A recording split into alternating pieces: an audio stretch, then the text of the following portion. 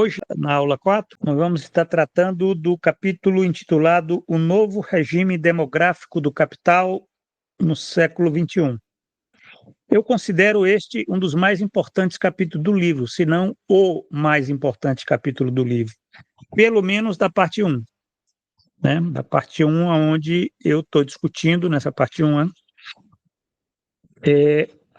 o envelhecimento populacional no século XXI. Porque nesse capítulo eu elaboro e eu tive, às vezes o autor escreve um livro, aí meses ou até anos depois ele vai ler, e às vezes ele não tem a dimensão do que ele elaborou.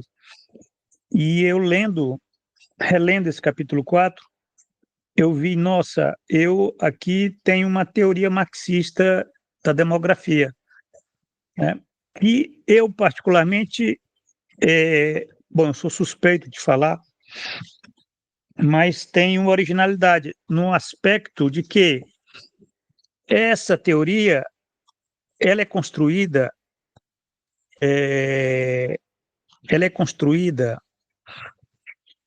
em cima de dois eixos, Um eixo, a teoria do metabolismo social do capital, inspirada em Stephen Meszaros.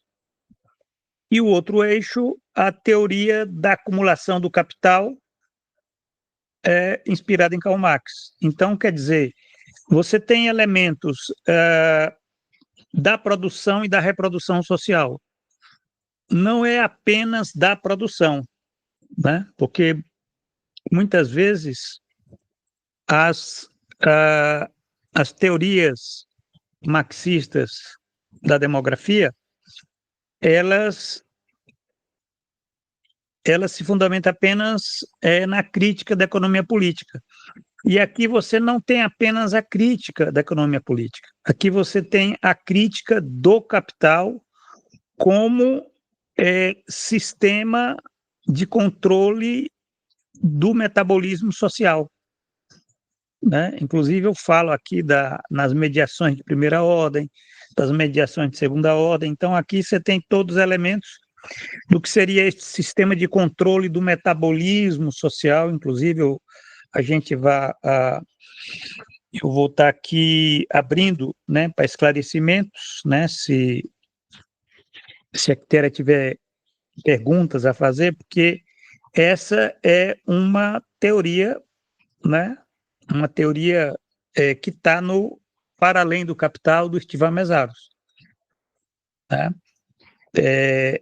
Essa questão de estar pensando as mediações, as mediações primárias e as mediações secundárias, as mediações de primeira ordem e as mediações de segunda ordem entre o homem e a natureza. Quer dizer, isso é muito importante na elaboração do que seria este entendimento do sistema de controle do metabolismo social do capital. E tem a outra parte da teoria, que é baseada na lei de população do capital, em sua etapa de crise estrutural, e isso a partir da crítica da economia política. Então, eu vou, antes de nós entrarmos mais a fundo nesse capítulo, vamos então fazer a leitura do sumário. Eu pediria a Quitéria,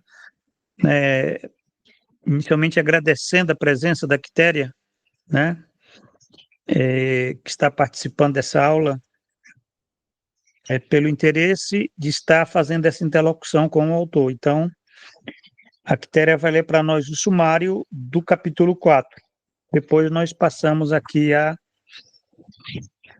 desenvolver o que seria essa teoria marxista da demografia. Isso para explicar o envelhecimento populacional no século XXI.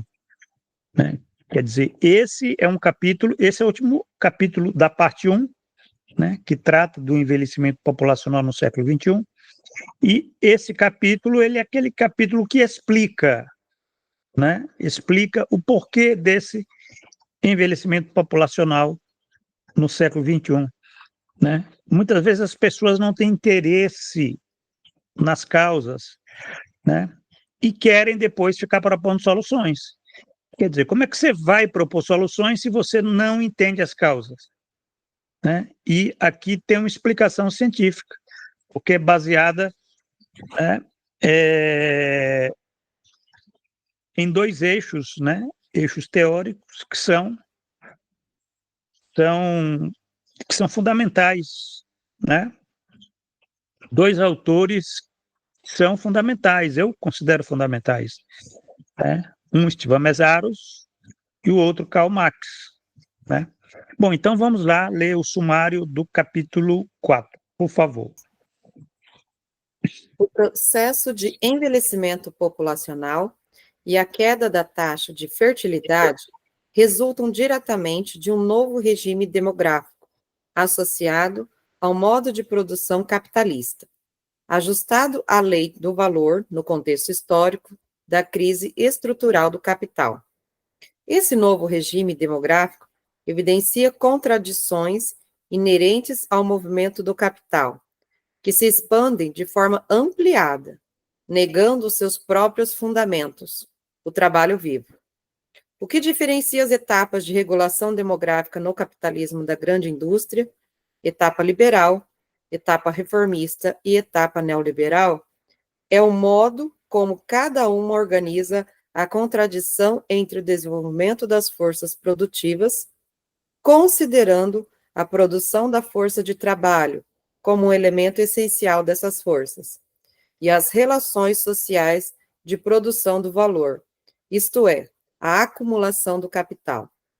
Por fim, abordaremos a ofensiva do capital contra a previdência social pública, diferenciando os dois sistemas de financiamento da previdência, o sistema de repartição e o sistema de capitalização. Perfeito, muito bem. Quer dizer, como você verifica esse sumário, esse capítulo, ele é um capítulo muito complexo, porque ele trata, pelo menos aqui, de três temas que dariam, por si só, esse capítulo 4 poderia, por si só, se ele for desenvolvido, daria um livro. Né?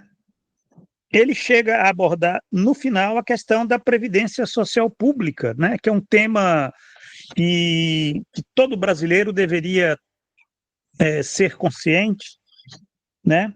Ter consciência, essa questão da previdência social pública, porque esses governos, o Estado neoliberal, ele se caracteriza por reforma, contra-reformas da Previdência permanentes. Né? Com certeza, em 2027, nós teremos uma outra reforma, contra-reforma da Previdência. Né? Tivemos uma em 2019, com Jair Bolsonaro, vamos ter outra em 2027, vai saber lá com quem, mas com certeza, seja qual for o presidente, ele vai fazer, porque isso diz respeito ao Estado, é uma questão de Estado, não é de governo, né? O Estado neoliberal. Então, é importante que, inclusive, eu estou pensando esse capítulo 4 aqui, desenvolver um pouco mais, até para tornar mais claro, afinal de contas, né, as implicações dessa ofensiva do capital contra a previdência social pública, né, diferenciando esses dois sistemas de financiamento da previdência, né, e mostrando como, na verdade, eles estão acabando com a previdência social pública. Né? Isso é um processo lento, é como as contra-reformas trabalhistas. Né? É um processo lento de estar corroendo os direitos trabalhistas. E o que nós vemos é um processo lento de estar destruindo os direitos previdenciários. Né? Quer dizer, o Estado neoliberal é um estado de destruição e as pessoas ficam discutindo bobagem, ficam alienadas, em questões que não são essenciais, né? Não entendendo que tem certas discussões que deveriam, né, principalmente a juventude deveria estar tomando consciência até para poder estar intervindo, caso queira intervir sobre essa questão. Então, esse último tema, a ofensiva do capital contra a Previdência Social Pública, nós iremos tratar aqui também de uma forma muito mais aligeirada, porque a função dessas aulas são aulas mais de tirar dúvidas. O essencial é que as pessoas leiam o capítulo, né? Se tiverem dúvidas, trazerem os questionamentos, mas eu penso que as coisas estão colocadas aqui de uma forma muito clara, embora essa clareza, às vezes, ela tem limites, porque são temas complexos, são temas que, às vezes, exigem uma certa paciência. Então, esse tema da Previdência Social, ele é o último tema. Agora, o primeiro tema, inclusive esse sumário aqui, ele né, é por isso que é boas aulas, porque o autor ele faz aquelas autocríticas, né? Esse sumário deveria estar dizendo que, de início, antes de entrar nessa questão do novo regime demográfico do capital, quer dizer, dessas etapas de regulação demográfica, né, que eu falo aqui no Capitalismo da Grande Indústria, né, e eu discuto isso a partir da crítica da economia política, né, da lei de população do capital, né, quer dizer, antes de tratar disso, eu trato aqui o que seria um novo metabolismo demográfico do capital, né, baseado nessas mudanças nas mediações de segunda ordem do capital, né, da qual fazem parte, por exemplo, o arranjo familiar, né, o trabalho, modo de produção, comércio, elementos ideacionais, tecnologia, elementos normativos e políticos, quer dizer, são essas mediações, né?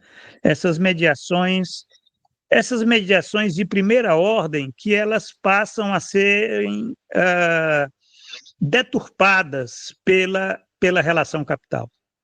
Quer dizer, você tem as mediações de primeira ordem, que são aquelas que dizem respeito, né, a ao desenvolvimento da espécie humana, né? Essas mediações de primeira ordem são indispensáveis para a sobrevivência da espécie humana. Página 125, né? Eu discuto isso a partir de Tivan Mesaros. Essas mediações de primeira ordem são aquelas que são indispensáveis para a sobrevivência da espécie humana, né, para o desenvolvimento da autoprodução e reprodução societal. Então, essas mediações de primeira ordem são, por exemplo, arranjo familiar, né, reprodução e sexualidade, né, a regulação da atividade biológica reprodutiva, em consonância com os recursos disponíveis, né. Outra mediação, trabalho e modo de produção, a regulação do processo de troca comunitária com a natureza, incluindo o trabalho e o modo de produção social, com o objetivo de produzir valores de uso, instrumentos de trabalho e conhecimento necessários à satisfação das necessidades humanas. Então, isso é outro elemento dessas mediações de primeira ordem. Outro é comércio, né? Quer dizer, a criação de um sistema de trocas compatível com as demandas sociais e humanas em cada estágio histórico civilizatório, visando a otimização dos recursos naturais e produtivos disponíveis. Quer dizer, toda toda aglomeração humana, né, a espécie humana, ela se desenvolveu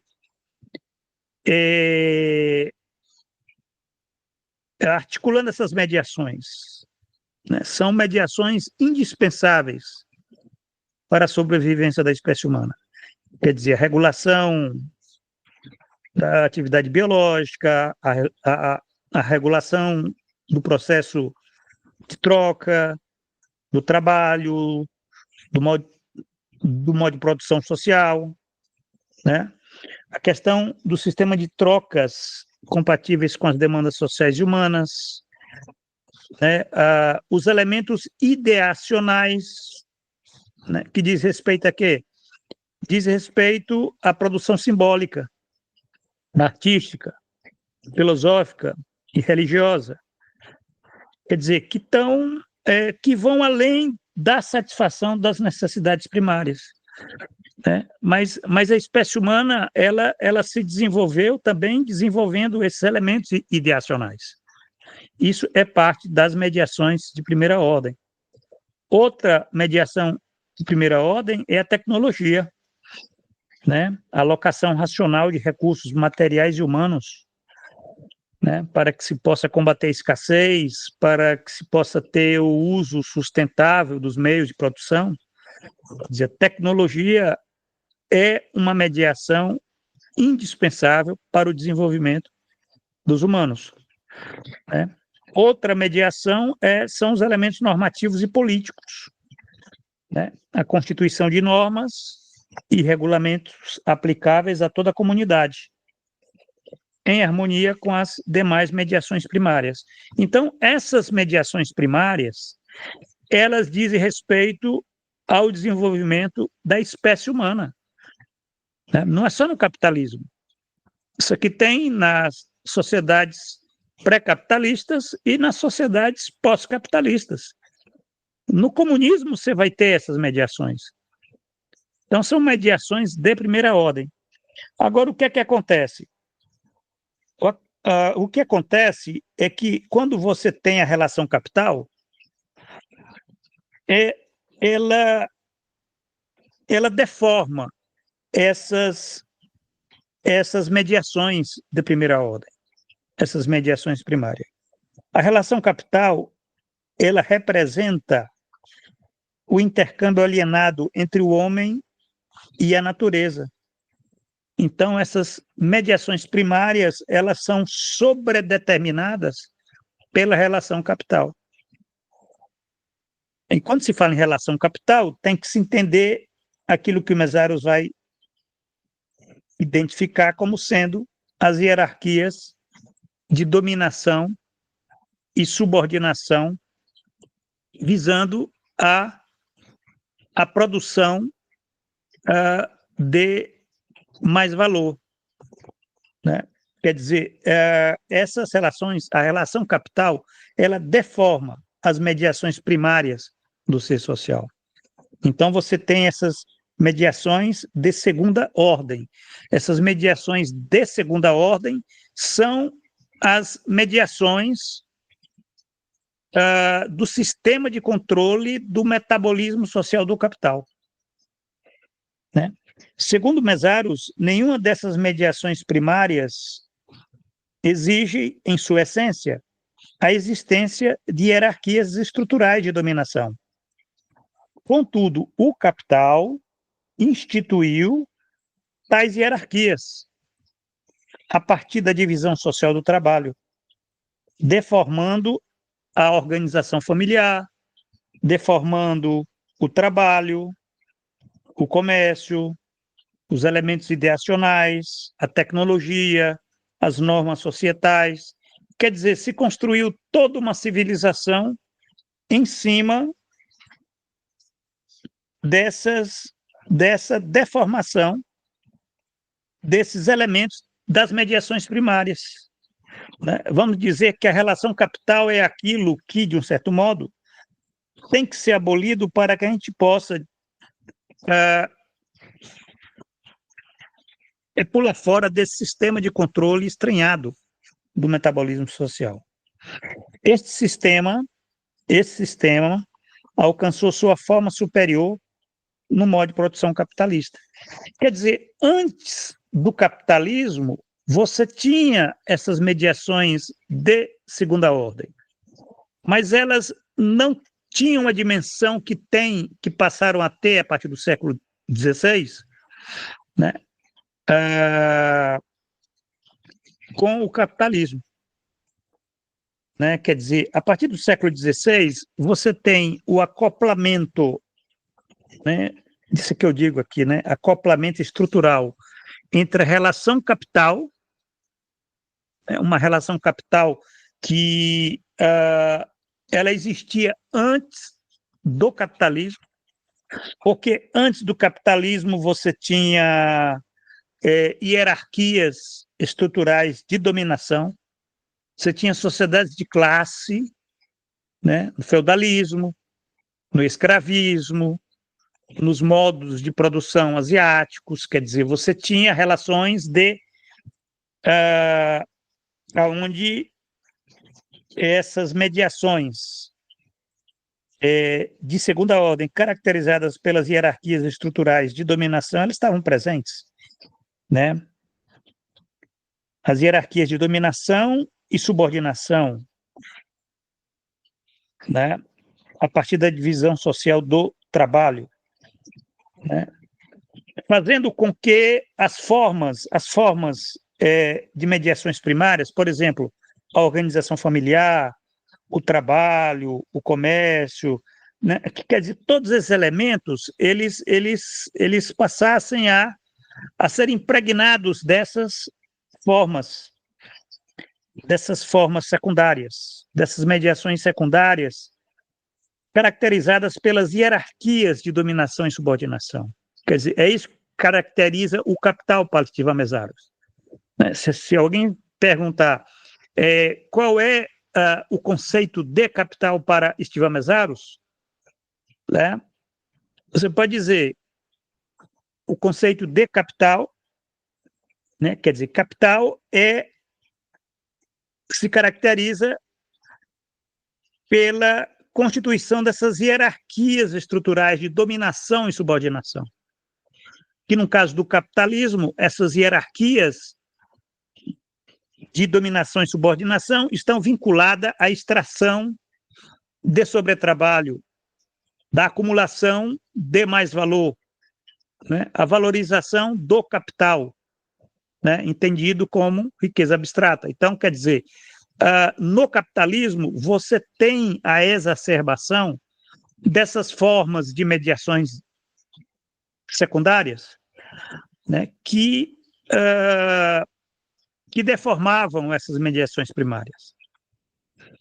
Então, este sistema de controle do metabolismo social, né, este sistema de controle estranhado do metabolismo social do capital, ele vai assumir com o modo de produção capitalista, né, a sua forma superior. Ele vai se exacerbar, ele vai se expandir de uma forma, inclusive, vai assumir essa dimensão global, que é o que nós temos hoje.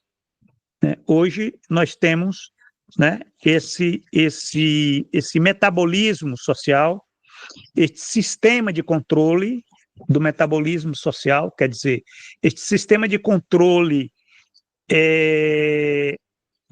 estranhado das mediações de primeira ordem, né? Essas mediações de segunda ordem, que são as mediações do capital, elas assumiram uma dimensão global. Uma dimensão global porque isso, de um certo modo, é o que caracteriza o sociometabolismo do capital, que vai impregnando todos aqueles elementos, né? Por exemplo, o arranjo familiar patriarcal burguês, né? Quer dizer, a família burguesa, né? O trabalho assalariado. Olha só, todos são elementos de mediações de segunda ordem do capital. né, que hoje assume uma dimensão global. Você encontra em todo lugar esses elementos, né? Quando você vê uma organização familiar, é uma organização com essas características. Um arranjo familiar patriarcal burguês, a família burguesa, que, aliás, está em crise, né? Quando você fala em trabalho, é o trabalho assalariado, né? E todos regidos pela troca desigual, né, pela lei do valor, né? Aí você tem também os elementos ideacionais e políticos, né? A questão da ideologia alienante, né? Da tecnologia, né? A tecnologia como uma forma social da técnica, né? Quer dizer, um desenvolvimento tecnológico que ele está alienado das necessidades sociais, né? Quer dizer, ao mesmo tempo que se desenvolve a tecnologia, ela se volta contra a sociedade, né? Veja o caso da inteligência artificial, né? Quer dizer, se fala em inteligência artificial, a gente já fica preocupado, porque é uma tecnologia, é uma alocação de recursos materiais humanos que, ao invés de combater a escassez, vai aprofundar a escassez social, né? A concentração de riqueza nas mãos de poucos aí, com certeza vai aumentar aí não é nem mais os bilionários, né? Daqui a um tempo a gente vai ter os trilionários, né? Aquele grupo de pessoas que possuem trilhões de dólares, enquanto 99,9% da população vive em condições miseráveis. Quer dizer, o desenvolvimento tecnológico contribui para isso, porque a tecnologia ela assumiu a técnica, né? A forma social da técnica assumiu essa forma do capital, né? E o Estado capitalista, né? Fomos falar também na estrutura política, né? Outro elemento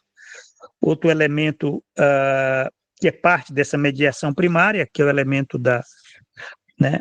Os elementos normativos e políticos, né? A constituição de normas e regulamentos aplicáveis a toda a comunidade em harmonia com as demais mediações primárias, mas, obviamente, isso é deformado e o que você tem é um Estado capitalista que está cada vez mais alienado da sociedade e que, nas condições da crise estrutural do capital, assume essa forma de Estado neoliberal, no caso das sociedades, principalmente das sociedades não apenas centrais, mas também as periféricas, né? O caso do Brasil é exemplar, né? O Brasil ele é a forma mais clássica daquilo que seria o Estado neoliberal, né? Quer dizer, você não tem Estado neoliberal nos Estados Unidos da América, lá você tem um Estado imperial, né?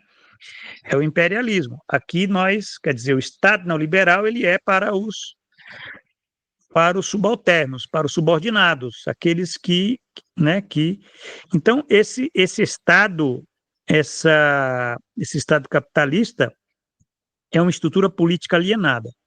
Então, a divisão hierárquica do trabalho, né, que está presente em todos esses elementos, né, está presente na família, que é patriarcal, que é a família burguesa, onde você tem aí essa questão do patriarcalismo, da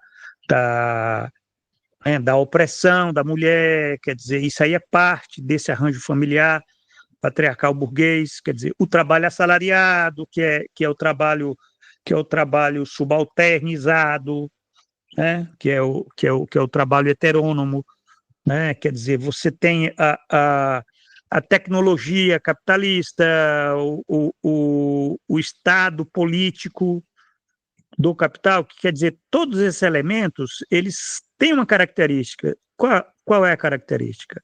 Eles são determinados por uma divisão hierárquica, né? Uma divisão hierárquica do trabalho, né? Quer dizer, você tem uma estrutura de hierarquia e de dominação, né? Você tem os que mandam e você tem os que obedecem, né? É isso que caracteriza o capital. Essa é a estrutura de dominação que a espécie humana, no seu desenvolvimento, ela foi aprimorando, ela foi, né, a nossa espécie, ela vai se desenvolvendo, aprimorando essa estrutura. É uma estrutura alienada, que ela está presente antes do capitalismo e ela pode continuar depois do capitalismo. Essa estrutura onde tem os que mandam e os que obedecem, aquilo que o Gramsci falava, né? Antônio Gramsci falava, olha, isso que é a política entendida, a política do capital, essa política alienada que se caracteriza né, pela divisão hierárquica do trabalho, né? A divisão hierárquica, a estrutura de hierarquia e dominação. Então, veja bem, isso desfigura, né, esses elementos, essa relação capital, ela desfigura os imperativos das mediações primárias, levando, no caso, estamos vendo isso já no século XXI, né? Estamos vendo isso já numa etapa de desenvolvimento capitalista, né?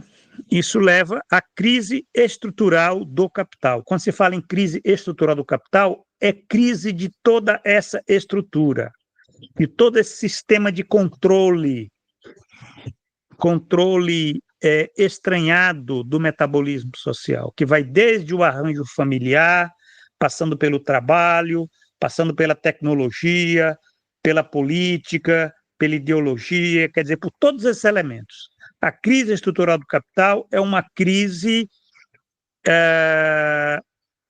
dessa reprodução social. Por isso que, para Mesaros, a crise estrutural do capital não é só uma crise econômica, ela é uma crise política, é uma crise social, é uma crise nesses diversos arranjos societais, né? Quer dizer, que mostram os limites internos absolutos do sistema. Quer dizer, é um modo de desenvolvimento que está levando a humanidade, inclusive, à extinção, né? Este sistema que a espécie tem desenvolvido aí há milênios. É um processo muito longo, né? Se a gente for fazer uma pesquisa, desde as primeiras civilizações, o que nós temos é aquilo que Marx e Engels de sociedades de classe, né? Essa aonde, né, inclusive no Manifesto Comunista, eles, né, Marx e Engels deixam muito bem claro isso, né? Logo no início ele diz que a história né, a história humana tem se caracterizado pela sociedade de classes, né? A sociedade de exploradores e explorados, né? Os que mandam e os que obedecem, né? Os que dominam e os que são dominados. Então, isso é o capital. Isso é o capital. Entendido nessa perspectiva, né, do metabolismo social, né? Não é o capital no sentido que você encontra na crítica da economia política. A crítica da economia política, você tem um capital também, porque é lá onde o capital ele assume a sua dimensão suprema, né? No modo de produção capitalista. O modo de produção capitalista é aquele modo de produção que conseguiu elevar a uma dimensão suprema a relação capital. Essa é a interpretação que eu faço, né? É por isso que eu falo em acoplamento estrutural entre a relação capital, né, que são essas mediações de segunda ordem, que o Mesaros faz referência, e o modo de produção, o modo de produção capitalista, que ele começou a se desenvolver a partir do século XVI. Né? Ele começou a se constituir a partir da acumulação primitiva, o desenvolvimento que tem até passando pelas revoluções burguesas, a revolução industrial, capitalismo industrial, até chegar à nossa época, que é onde já encontrou os limites internos absolutos do sistema, que é a crise estrutural do capital. A crise estrutural do capital é a crise de todos esses elementos. Isso é interessante porque a gente tem que entender que quando se fala em novo metabolismo demográfico do capital, estou na página 126, e eu quero ressaltar esse ponto, né? Eu falo em novo metabolismo demográfico do capital. Quer dizer, é aquilo que nós discutimos no capítulo anterior, como sendo a segunda transição demográfica. Eu explico a segunda transição demográfica pelo novo metabolismo demográfico do capital, que está relacionado a essas mudanças fundamentais nas mediações de segunda ordem, né? As mudanças ideacionais que afetam a estrutura familiar patriarcal burguesa, comprometendo o processo de reprodução humana e social. Olha que interessante, você tem uma crise da família burguesa. Isso compromete o quê? Compromete a reprodução humana e social. Né?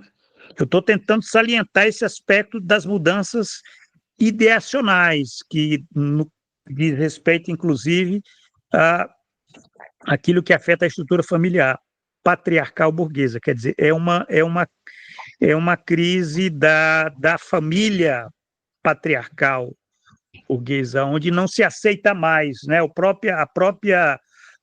As mulheres não aceitam mais como elas eram tratadas há milênios, né? Porque isso é milênios, quer dizer, a opressão da mulher dentro dessa estrutura familiar patriarcal não começou com o capitalismo. Se você for ver antes do capitalismo, você tem também uma estrutura, né?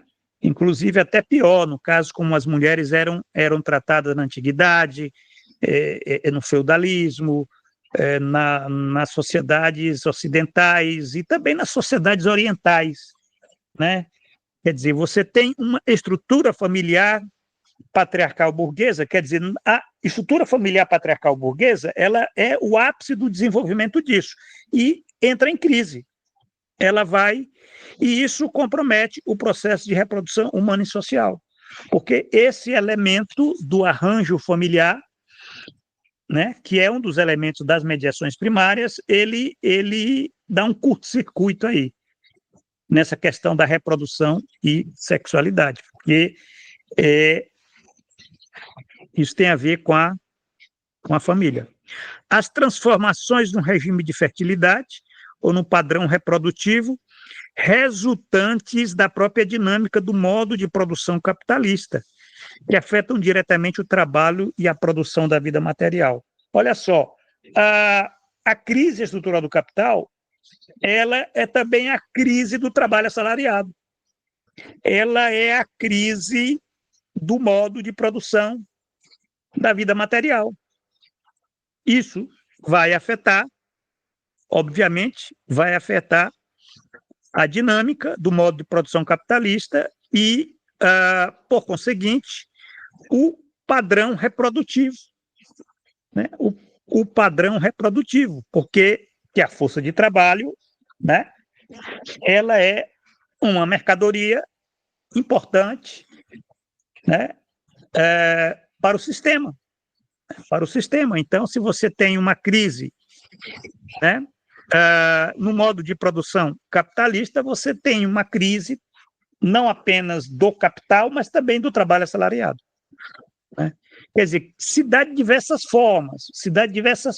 A gente vai verificar mais adiante que essa mudança na lei de população do capital, ela diz respeito, por exemplo, a um sistema onde ele está negando os seus próprios fundamentos. Quer dizer, qual é o fundamento do capital? O trabalho assalariado. E numa situação de crise estrutural, crise estrutural do capital, é como se o capital estivesse negando os seus próprios fundamentos, que é o trabalho assalariado. Quer dizer, como é que faz isso? Ele está expulsando o trabalho vivo da produção, né? Da produção material. Isso faz com que você tenha aquilo, né, que o Marx fala em aumento da composição orgânica do capital. Você tem mais trabalho morto e menos trabalho vivo. Então, quer dizer, isso aí tem impacto na produção de mais valor. Quem produz mais valor é a força de trabalho, né? Então, a crise do trabalho assalariado é a crise do capital, porque uma coisa não está separada da outra. E isso tem um impacto no regime de fertilidade, é claro, porque, afinal de contas, quem tem que ter fertilidade é a força de trabalho, né?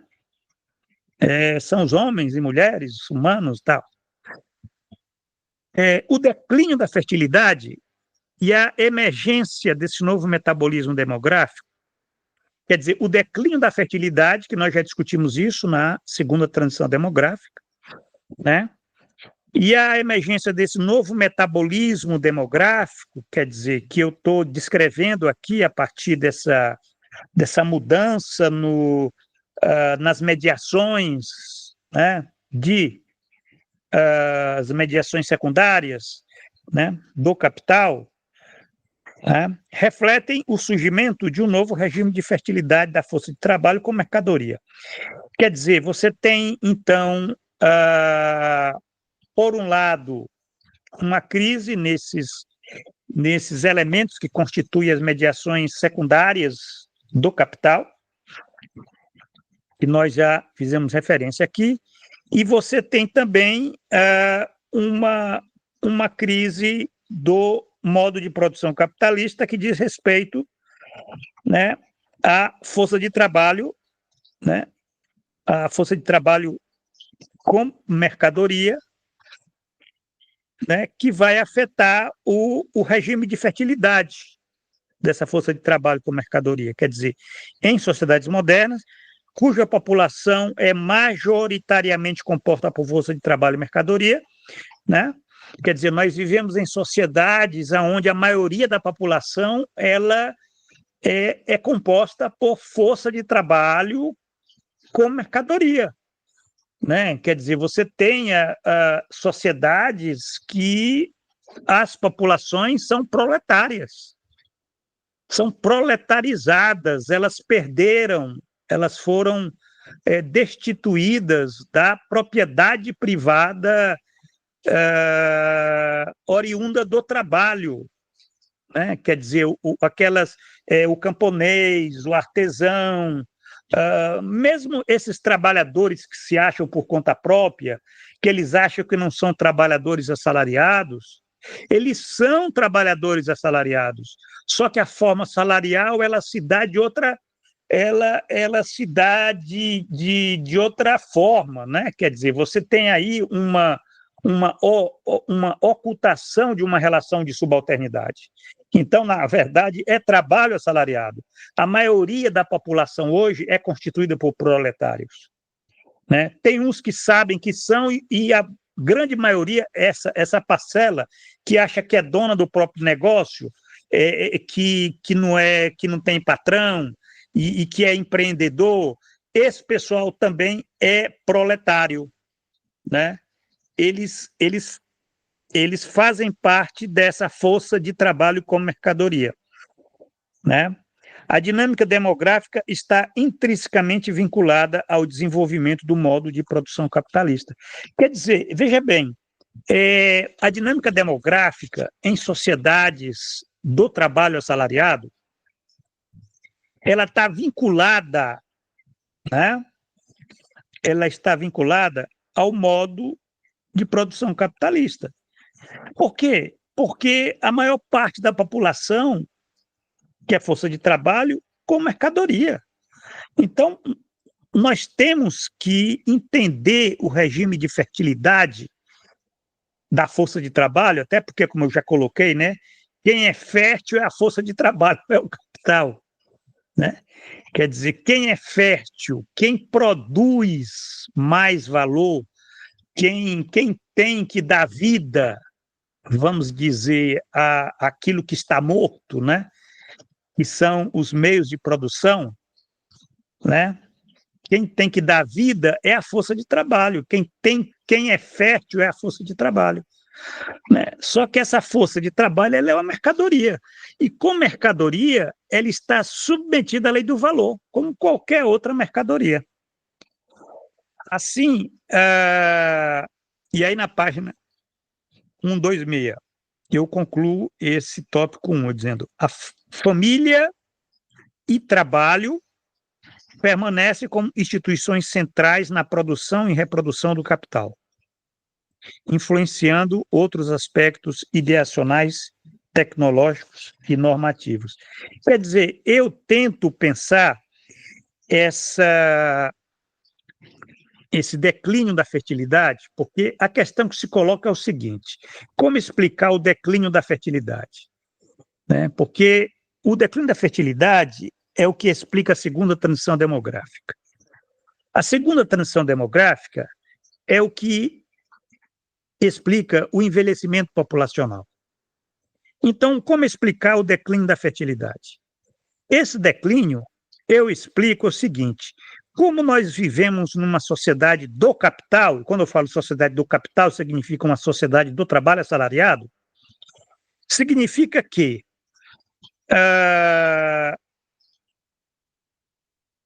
a força de trabalho, como ela é mercadoria, né, a força de trabalho, né, o trabalho assalariado, né, eles são regidos pela lei do valor. E, nesse caso, são influenciam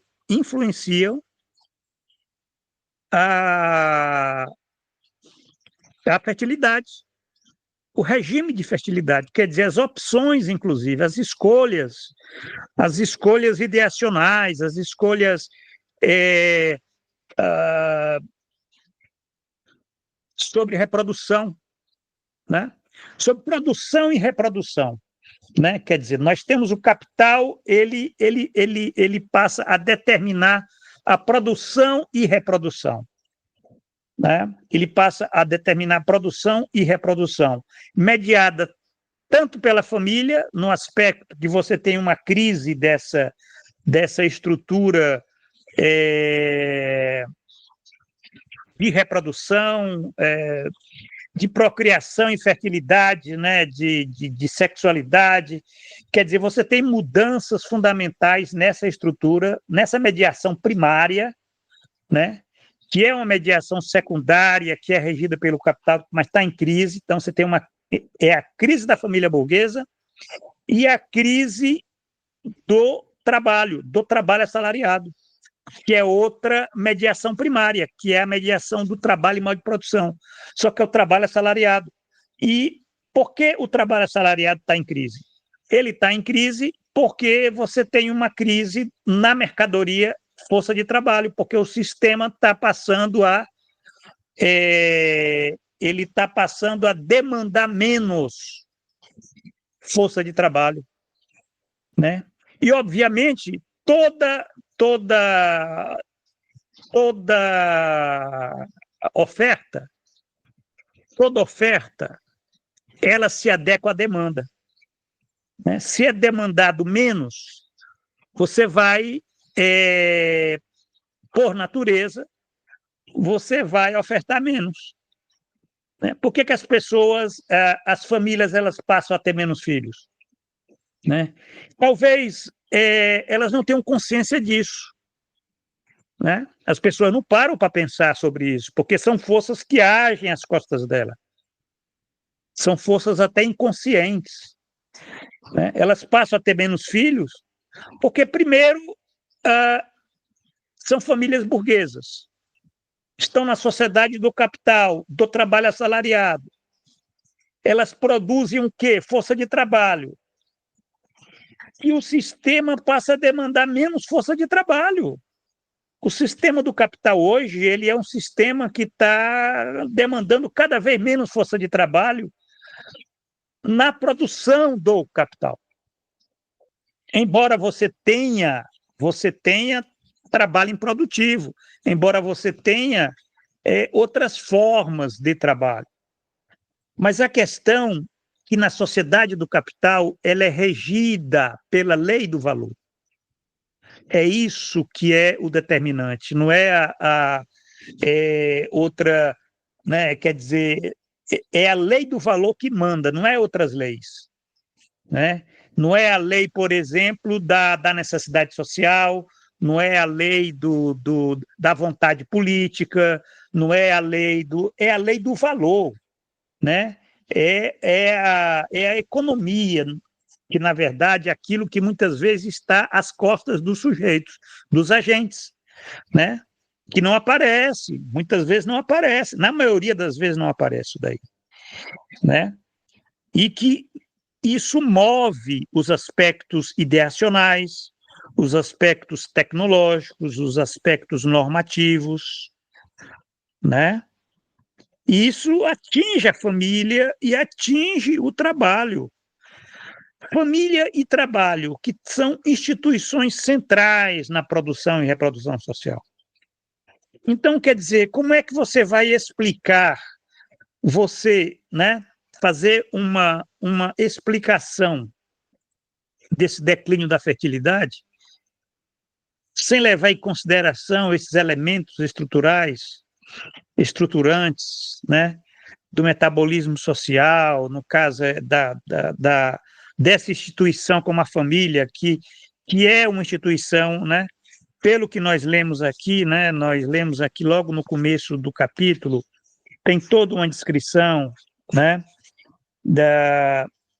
de mudanças que estão ocorrendo, né, inclusive aqui eu faço uma citação do Robert J. Gordon, que ele fala, no caso dos Estados Unidos, né, profundas mudanças sociais, os impactos disso nas dinâmicas familiares e reprodutivas nos Estados Unidos, que são impressionantes, né?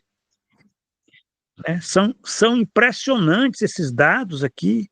Esse livro do Gordon é de 2015.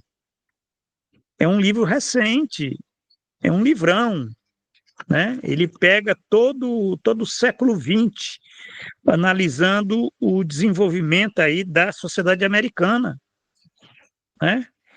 E ele fala que os Estados Unidos hoje eles vivem, né? Isso ele está falando lá em 2015, hein? O governo Obama, quer dizer, profundas mudanças sociais e econômicas que impactam dinâmicas familiares e reprodutivas, né? Aí ele diz, né, para cada 100 mulheres, existem apenas 65 homens brancos empregados.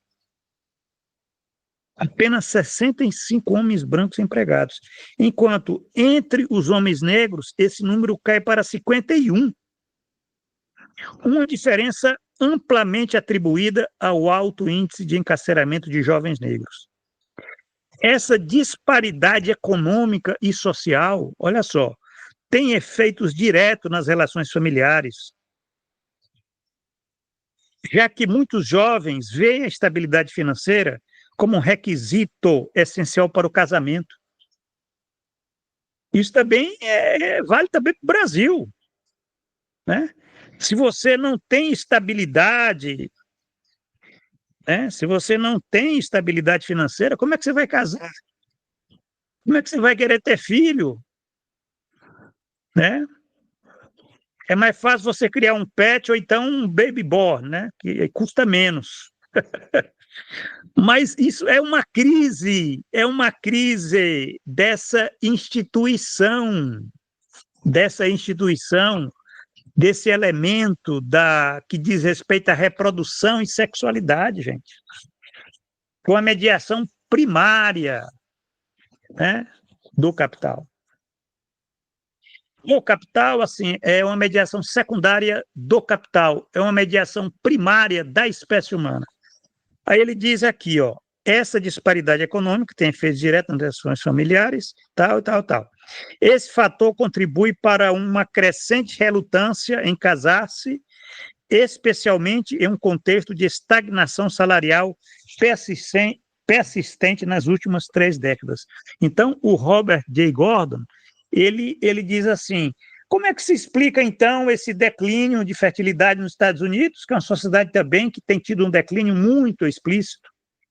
Isso explica também para a União Europeia, explica para o Japão, explica para os países capitalistas, porque tem a ver com esse modo de produção, né? Tem a ver com essa questão da estagnação salarial persistente nas últimas 3 décadas. Aí Gordon, ele fala aqui também da questão da escolaridade média, entre os brancos com escolaridade média, a proporção de crianças nascidas fora do casamento saltou de 4% em 1982, olha só. Em 1982, apenas 4% de crianças eram nascidas fora do casamento. Em 2008, 34% de crianças nasceram fora do casamento. Isso é uma crise da instituição. Instituição. Casamento. Família. Essa instituição da reprodução social. Entre os brancos com menor nível de escolaridade, esse percentual passou de 21% para 42% no mesmo período. Nós estamos falando aí, gente, de menos de 40 anos. E a gente está falando dos Estados Unidos, mas vale também para as outras sociedades desenvolvidas, porque isso tem fundamento no modo de produção. Para os negros, os dados são ainda mais expressivos. Ele está falando aqui para a população negra, nos Estados Unidos. Entre aqueles que completaram o ensino médio, a taxa subiu de 48% para 74%. Olha só. Para aqueles que completaram o ensino médio, 74% é a proporção de crianças nascidas fora do casamento. Enquanto entre os que não concluíram o ensino médio, o aumento foi de 76% para impressionantes 96%. 96%. Então, quer dizer, isso mostra que desabou, acabou essa forma, esse arranjo familiar. Esses números ilustram não apenas o declínio da taxa de casamento, mas também um fato de que quase metade dos casamentos termina em divórcio. Como resultado, o número de crianças nascidas fora do casamento está aproximando rapidamente do número de crianças nascidas dentro dele. Essa realidade reflete uma transformação estrutural na organização das famílias americanas. Vamos ver no Brasil, isso não é muito diferente. Se a gente for caçar pesquisa, dados, não é muito diferente. O que seria diferente no Brasil? Sociedade americana marcada por crescentes desigualdades econômicas e pela precarização do trabalho, especialmente entre os grupos mais vulneráveis. Quer dizer, é isso.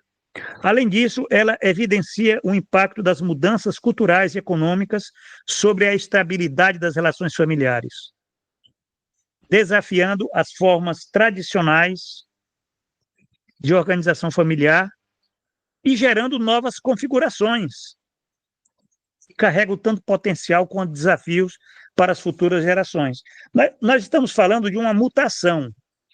Aqui não entra juízo de valor, eu não estou fazendo, eu estou tentando evitar aqui um juízo, vamos dizer, tradicionalista e reacionário, achando que isso, né, uma visão mais conservadora, né, mas que, na verdade, isso explica muito a questão também da ascensão da extrema-direita.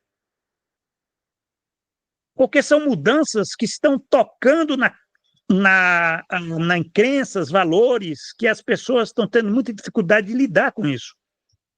É como se o capital ele tivesse empurrando essas sociedades para situações que as pessoas elas não estão preparadas para lidar com essas novas formas de organização familiar, novas formas de arranjo familiar, ou para uma crise desses arranjos familiares, uma crise dessa forma de estrutura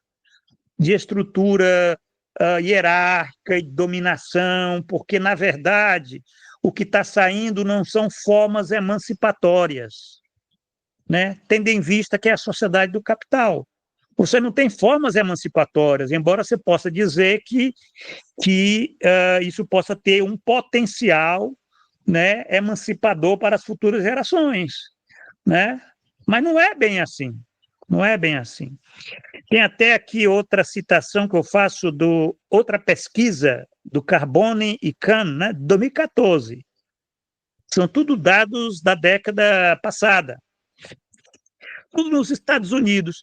Por que nos Estados Unidos, Quitéria? Porque os Estados Unidos é a sociedade capitalista mais desenvolvida. Então, é pelo mais desenvolvido que você vai explicar o menos desenvolvido. Você não vai pegar dados do Paraguai para tentar discutir isso daqui.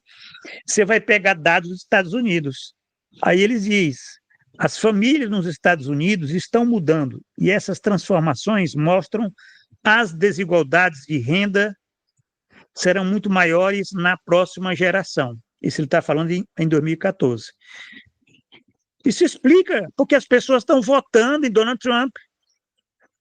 Explica porque a sociedade vive à beira de uma guerra civil.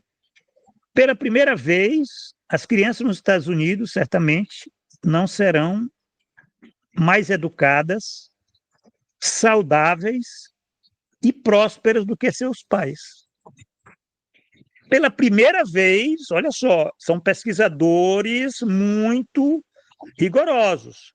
Ele está dizendo, pela primeira vez, as crianças nos Estados Unidos não serão mais educadas, saudáveis e prósperas do que seus pais. O resultado, segundo as autoras, é a crescente desconexão entre os recursos disponíveis para os adultos e aqueles investidos nas crianças, né? Então, os impactos nas futuras gerações, isso mostra essa dimensão da crise estrutural do capital na sociedade mais desenvolvida que é os Estados Unidos, né? Quer dizer, isso explica o novo metabolismo demográfico, porque ele é um elemento de crise social, né? A crise da família burguesa, né? E também a crise do trabalho assalariado, por conta dessa estagnação econômica, dessa estagnação salarial, isso aí é aquilo que a gente está discutindo aqui. Quer dizer, como explicar o novo metabolismo demográfico? Como explicar o declínio da fertilidade, né? Quer dizer, você tem que explicar eu tento explicar por esses dois elementos. Pelo metabolismo social do capital, entendido metabolismo social, entendido essa mediação de segunda ordem do capital, que tem como um dos elementos importantes o arranjo familiar, né? Aquela instância de reprodução e sexualidade, isso aí está passando por mudanças que nós já descrevemos aqui, né? Isso impacta na fertilidade, né? Impacta no casamento, impacta na família, impacta na reprodução social, impacta nos fenômenos mais bizarros que nós estamos vendo hoje, aqui no Brasil, como esse caso dos baby born, né? Além do crescimento de pets. As pessoas estão trocando filhos por cães e gatos, né? Isso aí é um elemento também sociológico. Tem uma explicação por conta desse desabamento, desse arranjo familiar, onde se dava a reprodução e a sexualidade, inclusive até a aceitação da homossexualidade. Isso também é um elemento, né? Porque homossexuais, pelo que eu sei, não se reproduzem, né? Não são férteis, né? Né, os casais não são férteis. Né? Quer dizer, então você tem toda uma cultura, de um certo modo, de um reconhecimento, mas que é parte de uma dinâmica de crise dessa instituição, família burguesa patriarcal. E, por outro lado, é a questão do trabalho assalariado, né? Então, são mudanças na instituição familiar e no sistema de valores sociais, né? Que explicam, então, esse novo metabolismo demográfico. Metabolismo demográfico é assim, essa lei de população, né, que rege a fertilidade, os regimes de fertilidade, né, que é o novo regime demográfico, né? Quer dizer, cai a fertilidade, as sociedades envelhecem. As sociedades envelhecem porque você cai a fertilidade, aumenta a proporção daqueles mais velhos, idosos, né? E, ao mesmo tempo, você também tem processos que fazem com que você tenha uma maior sobrevida depois de 60 anos, você tenha um aumento na expectativa de vida, embora essa crise do capital ela ainda não reduziu de forma significativa a expectativa de vida, foi uma conquista no século XX, né? Mas, de um certo modo, o que você tem é que os idosos hoje vivem mais do que no século XIX, né? No começo do século XX, né? Se vive mais por conta das melhorias naquilo que a gente já discutiu na semana passada. E, para concluir, aí eu abro a palavra para você, caso tenha dúvidas e queira levantar questões nesse nosso final da aula, essa parte que está na página 126, a demografia e as classes sociais, essa nota 1, gente, é uma nota muito importante, essa nota 1, né? A nota 1 e a nota 2 são duas notas muito longas, né? Elas poderiam até estar no corpo do texto, mas eu preferi colocar como notas, porque é muito interessante para mostrar até essa questão do capitalismo e demografia, certo? Porque aqui eu faço uma crítica da demografia, porque a demografia ela é uma ciência da população. Só que a população, como o Marx falava, é uma má abstração, se você não levar em consideração que a sociedade, que a população, ela é dividida em classes sociais. Então, quando você fala assim, população, você fala numa má abstração, você não, né, você esquece das classes sociais. As classes sociais, então, têm diferenças. Quando você fala, aumentou a expectativa de vida, aumentou a expectativa de vida para quem, né? Quer dizer, para os ricos, né?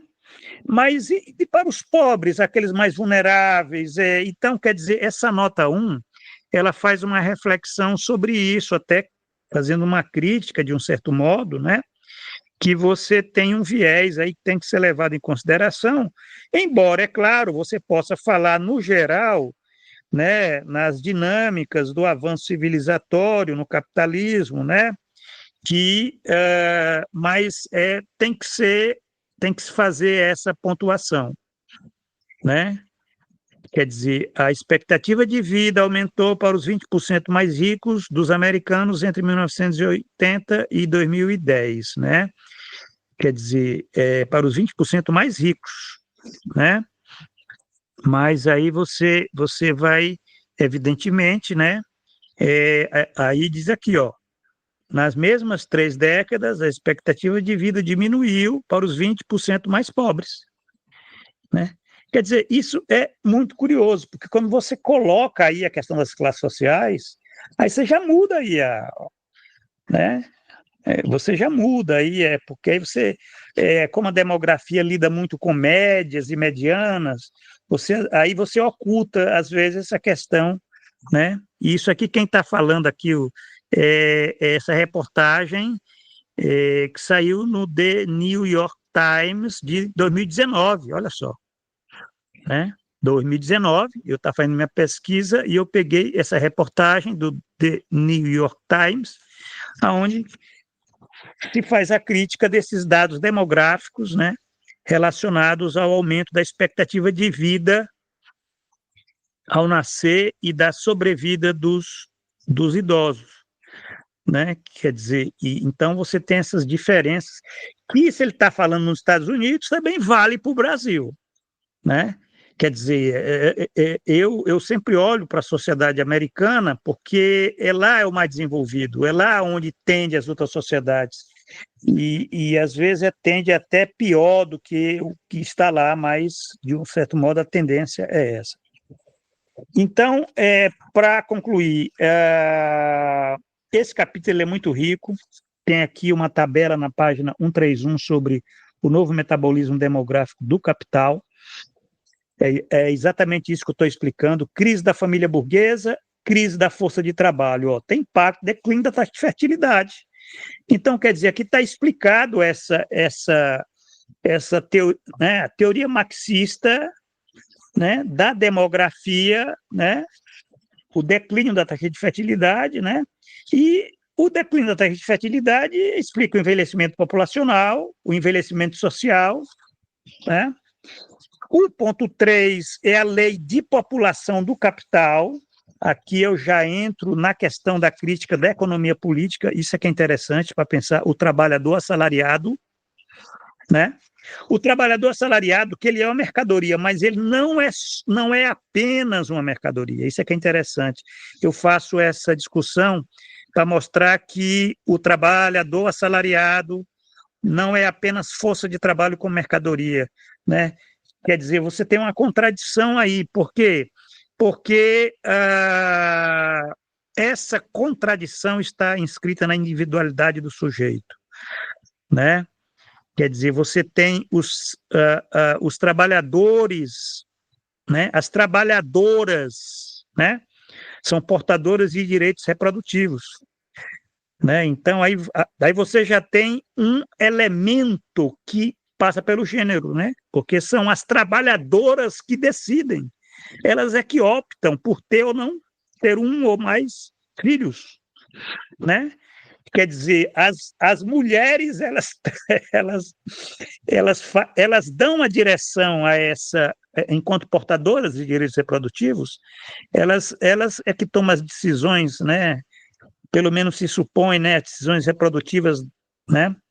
E aqui tem toda a discussão sobre, em termos da lei do valor, e eu faço aqui na página 139 um quadro muito interessante, as dinâmicas demográficas do capitalismo da grande indústria. Aí eu falo a fase liberal, a fase reformista e a fase neoliberal, né? Fase liberal, presença de formas de não valor, né? A primeira etapa da transição demográfica. Por quê? Que formas de não valor são essas? Né? Porque as sociedades elas ainda não eram, né, sociedades, vamos dizer, do trabalho assalariado, eram sociedades ainda, né, agrárias, sociedades que tinham mais economia de subsistência. Quer dizer, você tinha formas de não valor, né? Você tinha que não era como, né? Quer dizer, o Brasil até os anos 50 era sociedades agrárias, ali o mercado não mandava em tudo lá, né? Inclusive muitas coisas, muitos produtos não eram mercadorias, né? Eu mesmo sou de uma geração que classe média baixa, mas eu lembro que a minha mãe tinha máquina de costura em casa, comprava tecido e fazia as roupas para eu vestir. Quer dizer, já os meus filhos, todas as roupas que eles compravam no mercado, passava a comprar nas lojas de departamento. Então, quer dizer, aí você já encontra formas de valor, né?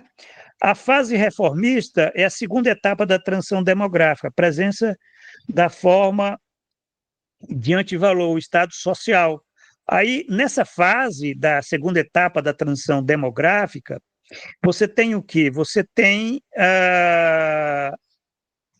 formas de antivalor, que é o Estado Social, que é o welfare state, né, que é o Estado de bem-estar social, que, de um certo modo, criou condições, inclusive, para que você tivesse, né, vamos dizer assim, avanços, inclusive na expectativa de vida, né, você tivesse também, né, se criou condições para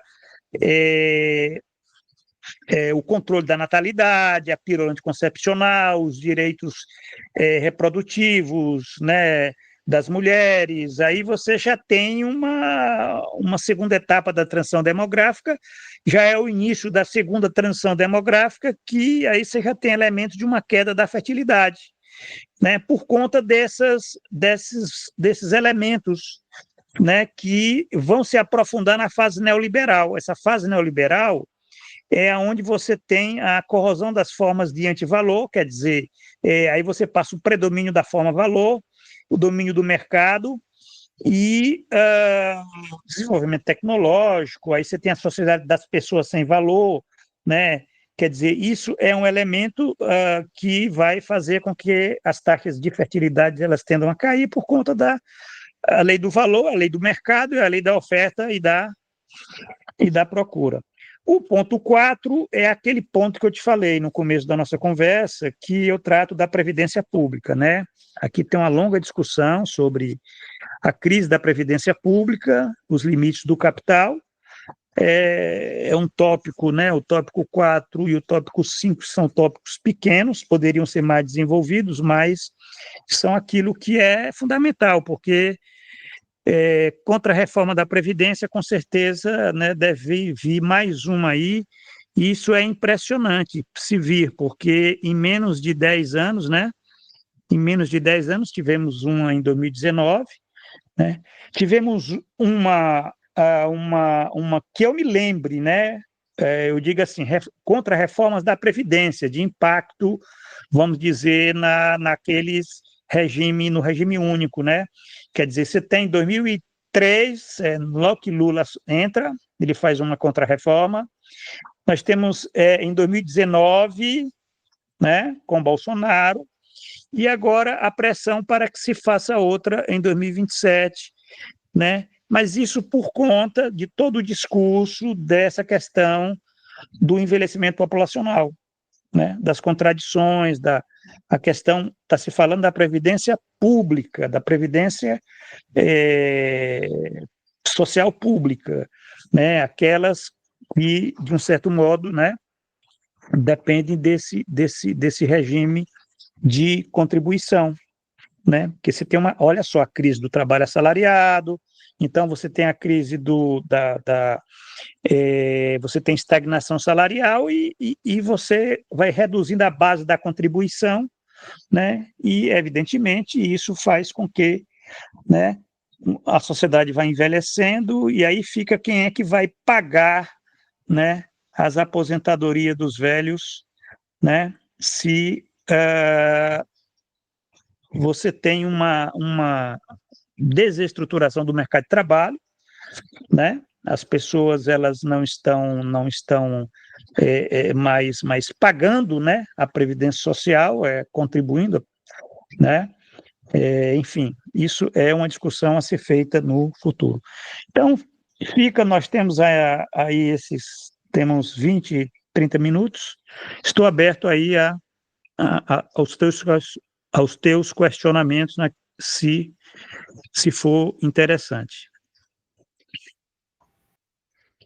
Professor, eu gostei aqui do desfecho, né, que você abordou ali, ó, diante da crescente escassez social, o capital oculta a imensa riqueza potencial oferecida pelo desenvolvimento da produtividade do trabalho social.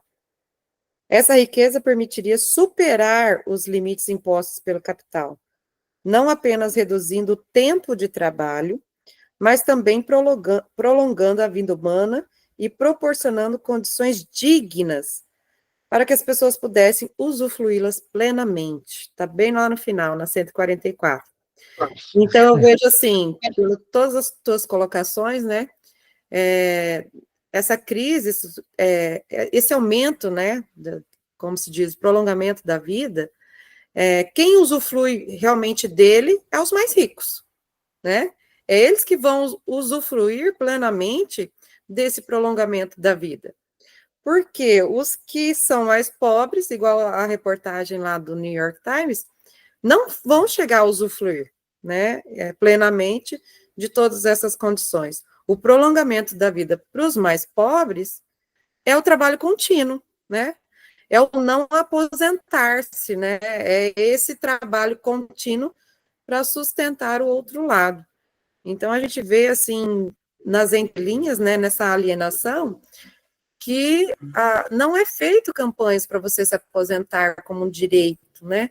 As pessoas veem mal, assim, o trabalhador assalariado se aposentar dignamente, né? Porque ele não vai conseguir usufruir plenamente, mesmo porque um assalariado com salário mínimo, ele não vai ter todo o acesso digno, né, de condições de usufruir plenamente de tudo isso. E outra coisa que eu observo muito é sobre a tecnologia, né? A tecnologia, ela teria que vir de encontro para diminuir o nosso tempo de trabalho,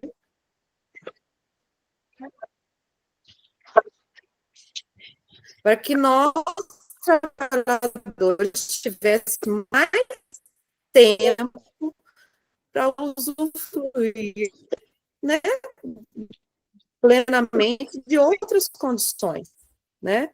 Mas o que a tecnologia veio para nós, assalariados?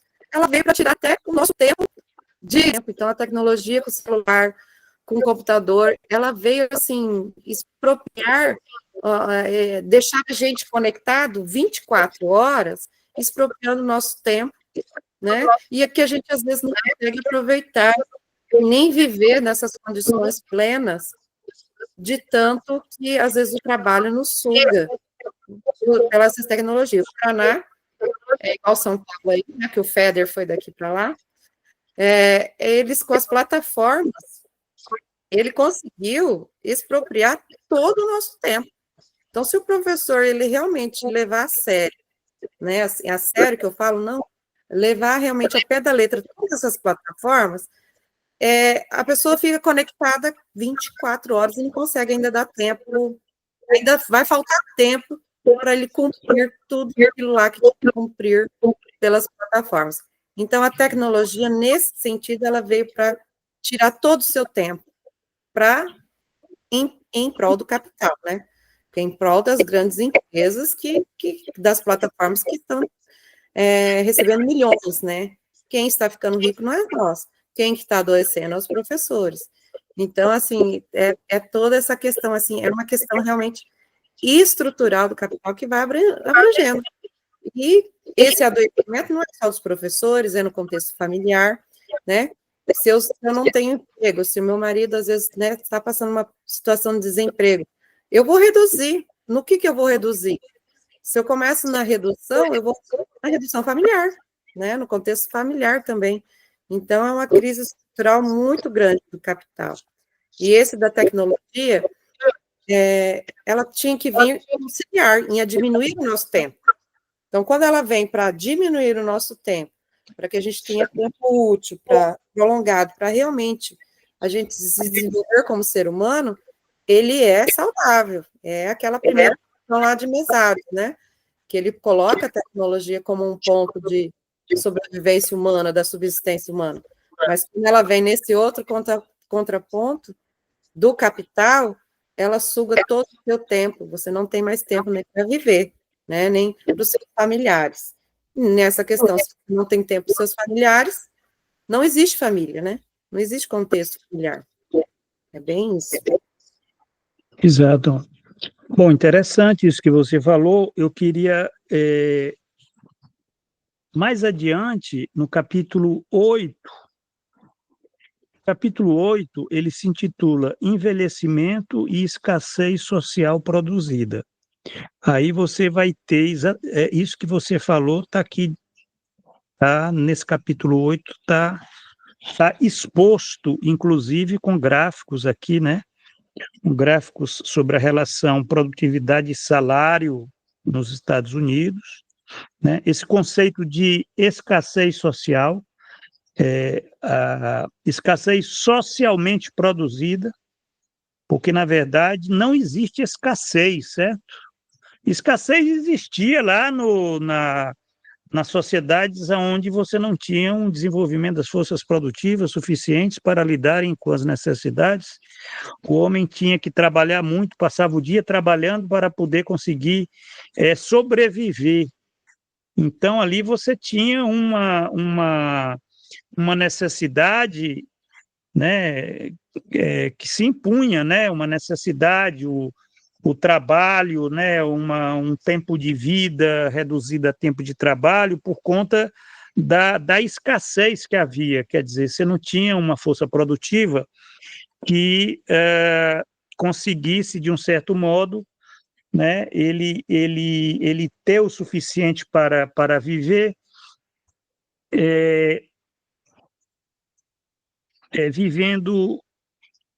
vivendo mais, né? Quer dizer, a vida era reduzida a trabalho, né? Quer dizer, agora o capitalismo ele tem uma coisa curiosa, ele desenvolve, né, as forças produtivas, então aumenta a produtividade do trabalho e só que essa é a grande contradição entre capital e trabalho assalariado. Qual é a contradição? É que, na verdade, esse desenvolvimento das forças produtivas, ele visa a produção do mais valor, ele não visa a, a produção de um tempo disponível para o trabalhador, para o trabalho assalariado. Então, essa é uma das contradições fundamentais do sistema, né? Quer dizer, um sistema onde o desenvolvimento tecnológico ele visa a acumulação de capital, não visa a satisfação das necessidades sociais, que pelo contrário, elas se deterioram numa dimensão proporcional ao próprio desenvolvimento tecnológico, né? Por conta da atenção que nós temos que dedicar mais à tela, à aceleração, à intensificação, isso que você falou aí, o trabalho, né, algumas categorias, como no caso dos professores, hoje o trabalho está muito mais intenso, está muito mais acelerado, está se exigindo mais atenção por conta de uma série de questões e o retorno é menor em termos até da própria satisfação né, vamos dizer, da profissão, né? Quer dizer, quem quer ser professor hoje em dia? Quer dizer, para ganhar pouco e trabalhar muito, vai ser Uber, vai ser motorista da Uber, né? Que lá, pelo menos, se tem a ilusão de que está livre, né? É o trabalho livre, mas não é. O fato é que essa escassez é uma escassez socialmente produzida. Ela é socialmente produzida porque ela é produzida pelo capital. É por isso que eu denomino escassez social. Antes era a escassez histórica, pré-histórica, certo? Eu até falo de um conto do Jack London intitulado A Lei da Vida, né? Que é um conto que eu utilizei para desenvolver toda essa discussão sobre a questão do envelhecimento no capitalismo, né? Porque é o seguinte, esse conto, não sei se você leu, mas tem aí na internet, Lei da Vida, é um conto do Jack London, é um conto do começo do século XX. O London ele fala o seguinte, ele está tratando de uma sociedade tribal, uma sociedade uma sociedade muito atrasada, né? Uma sociedade, uma tribo nômade, né? Antes de se estabelecerem, a nossa espécie era nômade, né? A gente era uma espécie que migrava, né? Vivia se mudando para poder enfrentar, né, as agruras da natureza, né? Então a espécie humana ela era nômade, né? Depois é que a gente se estabeleceu, a gente foi começar a plantar, criou a agricultura, surgiram as civilizações, isso daí foi uma coisa recente. Isso aí tem 10 mil anos, mas, o Jack London ele fala de uma tribo de nômades, uma tribo de nômades. E uma tribo de nômades tem a seguinte situação, né? As pessoas mais velhas, envelhecidas, se elas não tinham condições de estar acompanhando a tribo nesse deslocamento, elas eram deixadas para morrer, porque isso era a lei da vida, né? Então ele conta, é um conto muito, muito dramático, né? Porque o filho tendo que deixar o pai, porque o pai não tem mais condições de acompanhar a tribo. Então, ele é sacrificado, né? Agora, veja bem, ele está falando de um tempo de escassez, né? Onde você tinha um desenvolvimento de forças produtivas muito pequeno, inexistente, né? Agora, como é que se explica no século XX, século XXI, né? Idosos, né? Morrendo, né? Em situações miseráveis, incapazes, inclusive, quer dizer, de ter uma vida digna, né? Quer dizer, é só por uma situação de escassez, mas uma escassez socialmente produzida, uma escassez social, né? A escassez do capital. Então, isso que você falou realmente é verdade.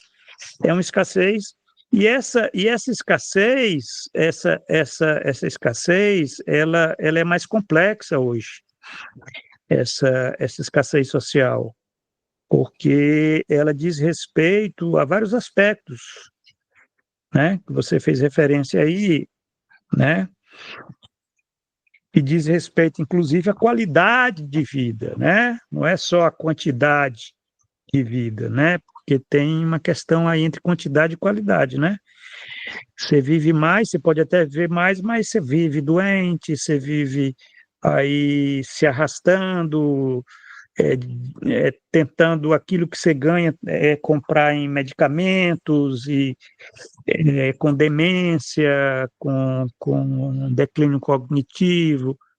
Quer dizer, que vida é essa?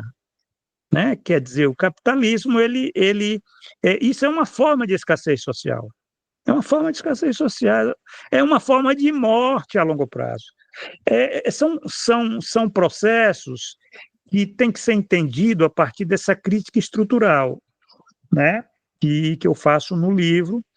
O livro, inclusive, na parte 2, quando eu vou discutir o gerontariado, tem uma parte que eu discuto o envelhecimento, não apenas como um fato demográfico, mas um fato social, né? Um envelhecimento, assim como você tem uma escassez socialmente produzida, você tem um envelhecimento socialmente produzido, né? Você pode ter pessoas que têm uma idade aí de 40 anos, mas já estão, né, envelhecidas no sentido de terem sido consumidas por esse metabolismo social, né? O metabolismo social do capital, ele consome, ele destrói, ele tem essas características, né? Que nós já discutimos aqui, da questão das mediações de segunda ordem, né? Todas essas forças mediativas, né, que diz respeito ao desmonte, né, à crise dessas instituições, né, no caso da família, no caso do trabalho assalariado, no caso da política, no caso da tecnologia, no caso da ideologia, todos esses elementos aí, eles estão numa crise. Uma crise no sentido de um desmonte por um modo de produção, aí você também tem o capital, né? E vai acelerando e vai entrelaçando essas contradições, né? Contradições fundamentais com contradições metabólicas. Nessa página 144, que você leu, esse último parágrafo, o parágrafo anterior, ele é mais complexo. Nós temos ainda 9 minutos, mas diz assim no parágrafo anterior, página 144, onde você leu esse último parágrafo. O parágrafo penúltimo. As novas tendências do capitalismo global, quarta revolução industrial, precariedade salarial, envelhecimento populacional e crise ecológica elevam as contradições fundamentais do sistema a um patamar histórico inédito. Vivemos em um momento em que essas contradições fundamentais, as contradições fundamentais do capitalismo, né, e que fazem parte do sistema, né? O capitalismo é um sistema de crise, sempre foi, né? Essas contradições fundamentais se aceleram e se entrelaçam com contradições metabólicas. Aqui eu utilizo esse conceito de contradições metabólicas, nem puxei uma nota de rodapé para explicar para as pessoas o que é isso. Mas eu penso que em algum momento eu devo ter esclarecido. Contradições metabólicas que se tornam barreiras insuperáveis para o capital. As contradições metabólicas são aquelas que dizem respeito à relação do capital com a natureza, certo? Quer dizer, são aquelas que dizem respeito, são as contradições da natureza do capital.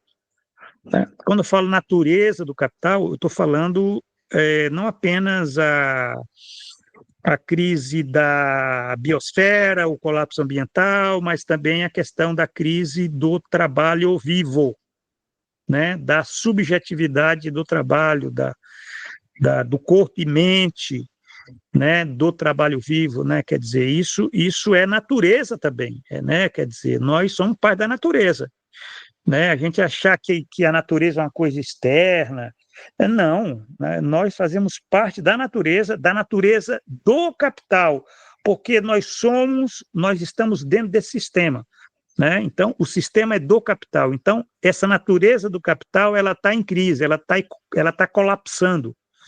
Então, colapsa o meio ambiente, colapsa a subjetividade do trabalho assalariado, né? Corpo e mente, né? Isso é parte do sistema. E isso são as contradições metabólicas, são aquelas que dizem respeito à natureza, certo?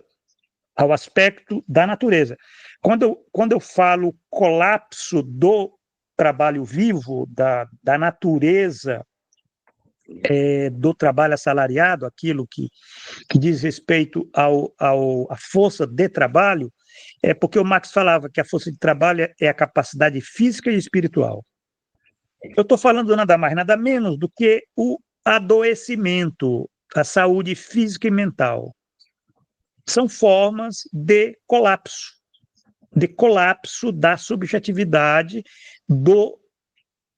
da força de trabalho, né? Da força de trabalho que vende, né? Que é vendida como mercadoria no mercado. Então, quer dizer, essas contradições metabólicas, elas se entrelaçam com as contradições fundamentais, que inclusive, no livro que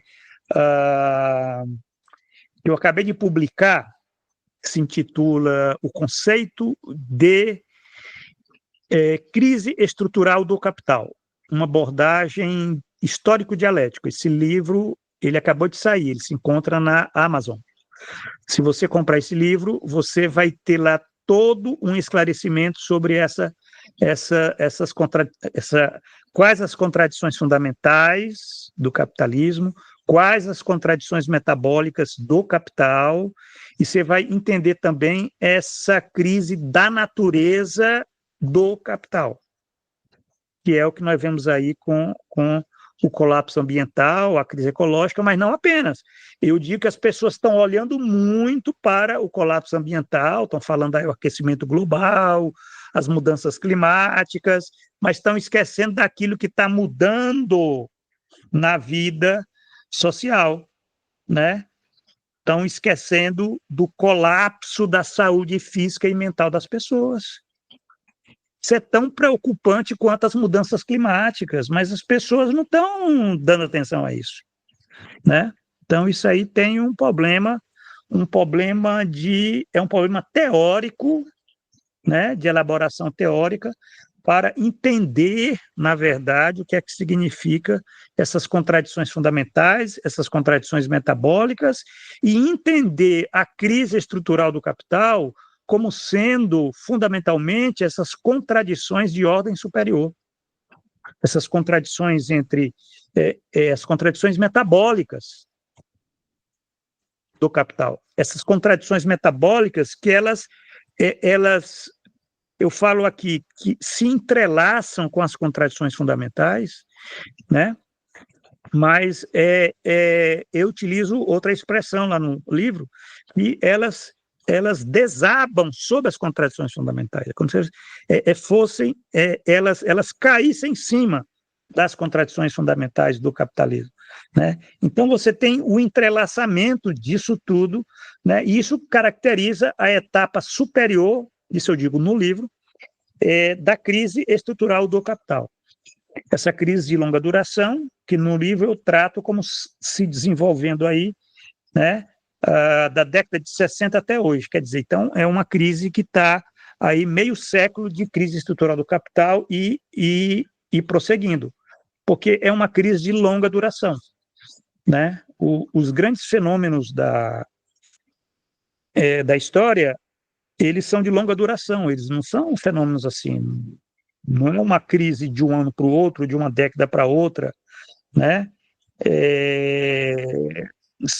São crises que levam décadas e mais décadas, e às vezes até séculos, né? O capitalismo, para se constituir, ele demorou 3 séculos, né? O capitalismo, para se tornar sustentável como um modo de acumulação de capital, né, subsunção real, ele demorou 3 séculos, né? Século XVI, XVII e XVIII.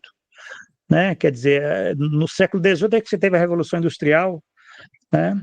Se você não tivesse tido a Revolução Industrial, você não teria tido o capitalismo, ele não teria se desenvolvido, né? Eu não sei que modo de produção nós teríamos, né? Mas o fato é que, na época da Revolução Industrial, né, o Brasil estava no outro sistema colonial, escravista, tal. Mas, enfim, essa é a questão. Então, aí concluindo, diz assim, ó, essa crise transcende a esfera da produção de valor, alcançando a própria reprodução social do capital. Essa é a crise que nós estamos discutindo aqui. Então, Quitéria, esse capítulo, ele é um dos mais importantes, é um capítulo que tem muitos esses pontos aí que eu acredito pode ser interessantes para entender essas mudanças, né? E é o último dessa parte, a parte 1, né? A parte 2 é o gerontariado, aí nós vamos entrar na problemática do livro, né? Que essa parte 2 é a parte que nós vamos falar especificamente do trabalho assalariado envelhecido, né? E da problemática do gerontariado, afinal de contas, o que é isso? Então, você tem aqui, inclusive, esse capítulo 5 é uma coisa monstruosa, que é longo pra caramba, ele é um capítulo onde eu vou estar tratando aqui dos trabalhadores mais velhos, adultos mais velhos, e dos trabalhadores idosos, né? Sempre ressaltando que o gerontariado, ele, né, quer dizer, não são apenas os trabalhadores idosos, né? Eu vejo muita gente aí do serviço social só preocupada quando se fala em envelhecimento, pensa logo só nos trabalhadores idosos e pobres, né? É aquela mentalidade católica do cuidado, da filantropia de quem faz serviço social, só olha para os miseráveis e para os velhinhos e velhinhas, né? Quer dizer, tem que olhar para também os adultos mais velhos, esses que muitas vezes, né, estão ali trabalhando, são trabalhadores assalariados, têm profissões, são professores, são médicos, são assistentes sociais, são psicólogos, né, quer dizer, são adultos, né, mas são adultos mais velhos, porque a partir dos 45 anos você é mais velho. É uma categoria que a OMS, inclusive, institui, né? Quer dizer, a partir dos 45 você já tem mudanças, começa a alterar a capacidade de trabalho, né?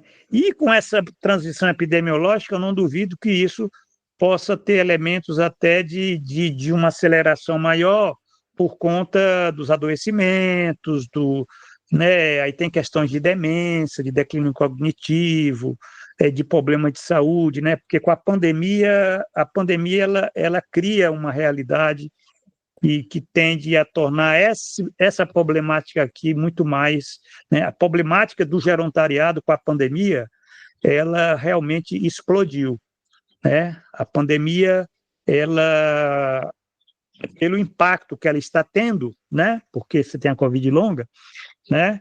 Isso vai ser muito preocupante para nós pensarmos, né? Esse envelhecimento se acelerou, tanto dos mais, né? No caso especificamente dos mais velhos, dos adultos mais velhos, né? E dos idosos, os idosos, o impacto também teve impacto, né? Muitos dos que morreram foram idosos, pobres, né? E também trabalhadores, inclusive jovens, né? Com a pandemia, mas como o vírus ele vai mudando de padrão, né? Ele não é o mesmo lá de 2020. Então, o que nós temos é uma mudança de padrão, inclusive das populações que ele vai afetando, né? Porque aí tem a questão das classes sociais e tem a questão dessas mudanças. Quer dizer, temos 5 anos aí de pandemia da Covid-19, né? Que a OMS ela não decretou ainda o fim da pandemia, significa que nós estamos vivendo ainda uma mutação desse padrão de riscos e adoecimentos com impactos, inclusive, a médio e longo prazo. Bom, eu queria agradecer a tua presença, você foi a única, realmente, bom, as pessoas se inscrevem, não aparece, é problema delas, né? Você teve a oportunidade de estar, né, de estar participando aqui, né? E eu daria essa aula de qualquer forma, pelo compromisso que eu tenho, inclusive com as pessoas que se inscreveram e que espero que estão assistindo, né? Que vão assistir essa aula aí.